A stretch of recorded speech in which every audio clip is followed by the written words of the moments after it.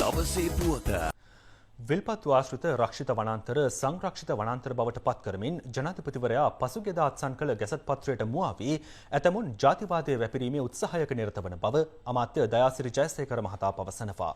කොළඹදී අද පැවති ප්‍රවෘත්ති සාකච්ඡාවකට එක් වෙමින් අමාත්‍යවරයා මේ අදහස් පළ කළා. මේ කහපාටින් ලකුණු කරලා තියෙන ස්ථානවල තමයි තිබෙන්නේ මුස්ලිම් ජනතාවගේ නිවාස. බොහොම පැහැදිලිව මේ ප්‍රදේශ බේරලා තියෙනවා කියන එක ඔබට බොහොම පැහැදිලි. අධිකාරී ජනාධිපතිතුමාට විරුද්ධව යම් යම් බලවේග විවිධ ආකාරයක වැඩපිළිවෙළ රාශියක් ක්‍රියාත්මක වෙලා තියෙනවා මේ වෙනකොට. අනික් පැත්තෙන් එතුමාට සහයෝගය දුන්න ශක්තිය දුන්න දෙමළ මුස්ලිම් ජනතාව ඒ වගේම සිංහල ජනතාව බේද බින්න කරලා කාකොටා ගන්න අන්ත ජාතිවාදී තත්ත්වයක් ඇති කිරීමේ ක්‍රියාදාමයක් මේක ඇතුලේ තිබෙනවා. අපේ ජාතින් ඈත් කරන එක හරි ලේසි දෙයක්. ඒ නිසා මේ පත්තු කරන්න හදන උදවියට මං කාරුණික ඉල්ලා හිටින්නේ. මේ කරන්න එපා. අපි සියලු දෙනාම ලාංකිකයෝ හැටියට මේ ප්‍රශ්නේ දිහා බලන්න ඕනේ.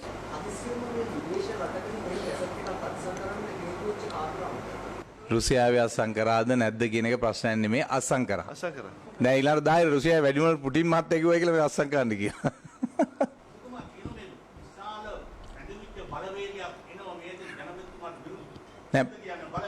බලවේග ගණනාවක් ඉන්නවා. තාම මේ බලවේගය එළියට ඇවිල්ලා නැහැ. තාම යටින් ගහන්නේ. ඒක එළියට ආපු වෙලාවට අපි ඒගොල්ලොත් එක්ක හැප්පෙමු. අදාළ ගැසට් පත්‍රයට විරෝධය පළ කරමින් මන්නාරම මුසලි ප්‍රාදේශීය ලේකම් කොට්ටාසේ අද විරෝධතා ව්‍යාපාරයක් ක්‍රියාත්මක කෙරුණා.